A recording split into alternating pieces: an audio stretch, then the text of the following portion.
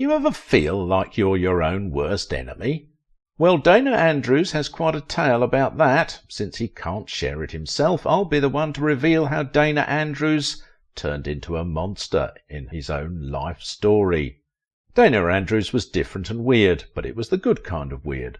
Hollywood has been riddled with macho men, good guys, who seem larger than life with their morals split starkly between white and dark without any avenue for the grey. But Dana?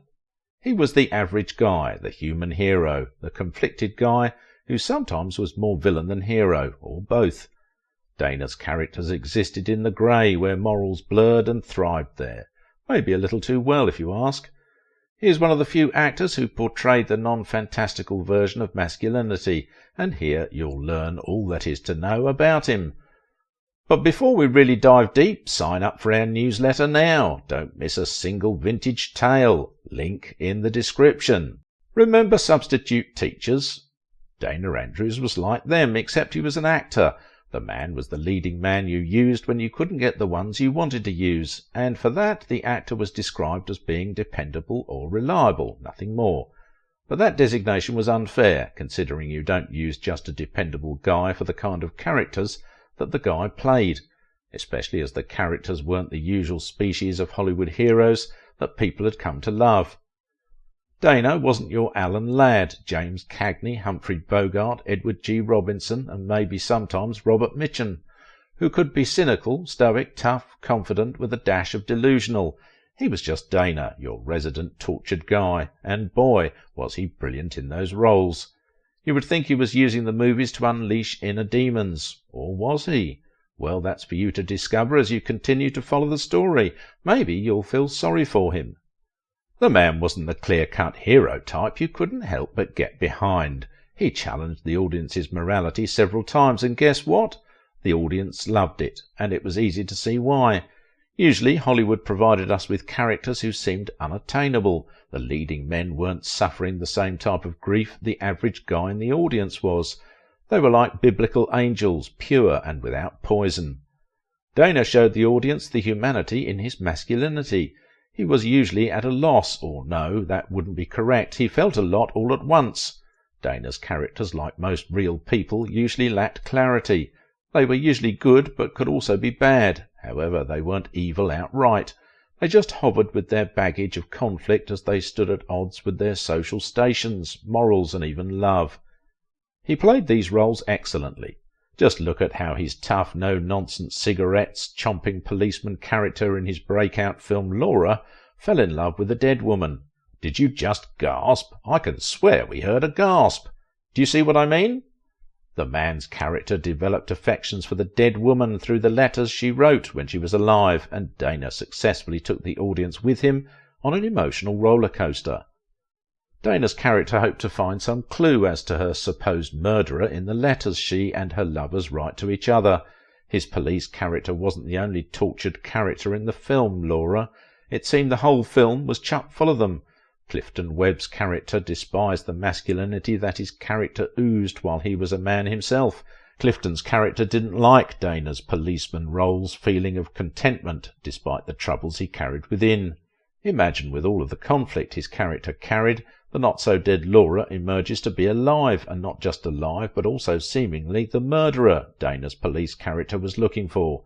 Mind-blowing, isn't it? The actor lets the audience feel that torture.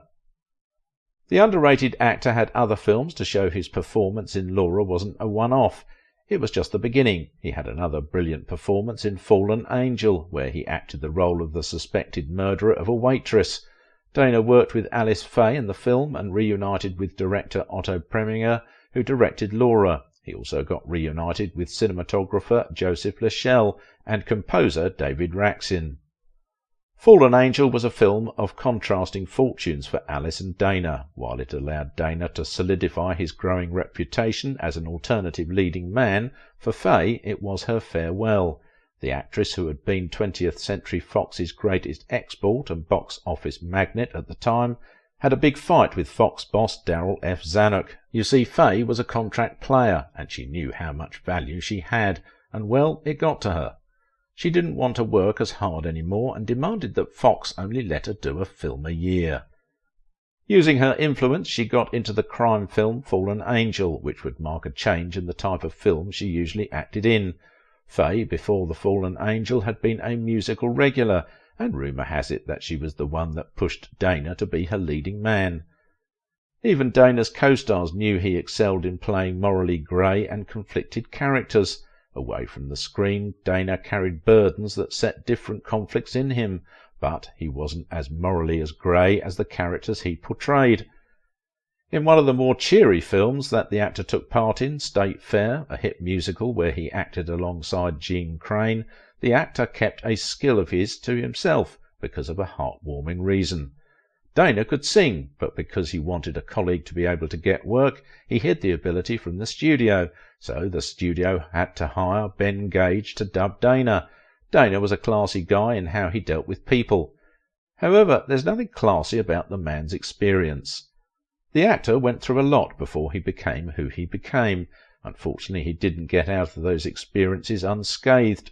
The man lost parts of himself bit by bit until he became unrecognisable even to himself. The dependable leading man was born on January 1st, 1909, on a farmstead in Collins in South Mississippi. Dana was the third of 13 children, with a sibling who took up the stage name Steve Forrest and would later become an actor like Dana. The actor was born to a Baptist minister, Forrest Andrews, and his wife, Annis Speed. Dana's family moved to Huntsville, Texas, and it was there that he was raised. He studied up to college level, attending Sam Houston State University in Huntsville, where he studied business administration. While in the university, Dana got work as a bookkeeper for Gulf Oil, and after graduating he chose to stop everything and pursue his dream as a singer. He packed his bags and travelled to Los Angeles, where he believed he would get opportunities. Well, this was the beginning of Dana's introduction to tough times. Los Angeles was cutthroat. He didn't see any opportunity lying on the ground, as he thought. Still, he was determined and took on a number of odd jobs to survive.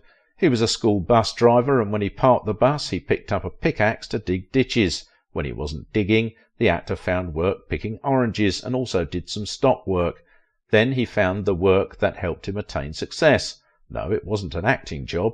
He got a role as an attendant in a gas station, helping to pump gas into cars in a nearby community of Van Nuys. Yeah, you probably are wondering, how did pumping gas help the actor become a star? So, while working in the gas station, the owner presented Dana with a choice. The owner told him that he would pay him $50 weekly to help him study. Sounds nice, doesn't it? Well, before you say yes, let me tell you about the deal's details. So in exchange, Dana would give the gas station owner a 5-year share of any potential future earnings. Do you still think it's a fair deal? It was a big opportunity for Dana. $50 at that time was a fairly manageable sum. It was all he needed to survive and study full-time. Of course, he jumped at the deal, and when you look at it closely, the owner took a risk on Dana. He had no way of knowing whether the man would succeed or not. However, after seeing Dana sing, the owner was confident his employee had talent. But it was Los Angeles. Talent was usually never enough. And it wasn't. Andrew wouldn't become a singer. With the deal, the actor enrolled in the Pasadena Community Playhouse's theatre company and drama school, where he studied opera. It allowed him to hone his skills, as he was able to act in many plays.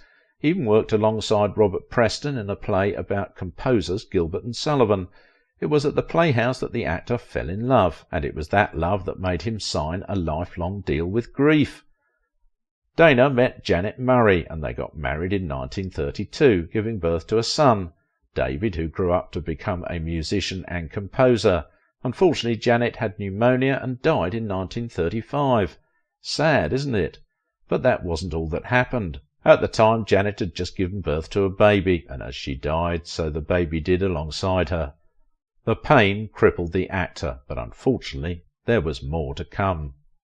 He developed a terrible habit that would eventually doom his career. Added to the losses, the actor's career didn't pick up. Almost 10 years in, and he still hadn't caught a big break. Still, he lived. Dana married again in 1939. The actor married actress Mary Todd, and they had 3 children, Catherine, Stephen, and Susan, and lived in Toluca Lake, California. After 10 years of moving to Los Angeles, the actor would get his first film role and make his debut. The debut came 2 years after meeting Samuel Goldwyn in 1938. Goldwyn had spotted him in the play O Evening Star at the Pasadena Playhouse, and he saw talent. He signed the actor on a contract, but still let him continue to work at the Playhouse, with Dana acting in over 20 productions. Despite signing Dana, Goldwyn didn't know what he would do with him. Goldwyn didn't put him in any of his film productions. It was 20th Century Fox who gave the actor his debut, so Goldwyn had sold part of Dana's contract to Fox to make this possible. Dana also took part in a film Goldwyn developed, Sailor's Lady, which Fox produced and distributed. Finally, things were looking up, and the gas station owner was now reaping from his investment. However, he hadn't really found his feet yet, with Goldwyn loaning him about. Eventually, Goldwyn decided to use his star after he'd gone through a few more supporting roles at Fox. Dana debuted with Goldwyn in William Wyler's The Westerner, where he worked with Gary Cooper. Remember how the good guys that he played are anti-heroes? Dana had early acting experience acting as bad guys, and one of the films he played the villain was another picture he did with Cooper, the comedy Ball of Fire. After relying on him for multiple movies, Fox decided it was time to put their box office aspirations on him. The studio gave him the lead in Berlin Correspondent, a B-picture war movie, and then he was the lynching victim in the film adaptation of the Oxbow incident, which he did with Henry Fonda. He worked on the government propaganda movie December 7th, the movie. This wouldn't be his last film that'll favour government ideologies. He also did one which was against communism. At the time, communism had become a growing trend in Hollywood, which the government was actively trying to stop.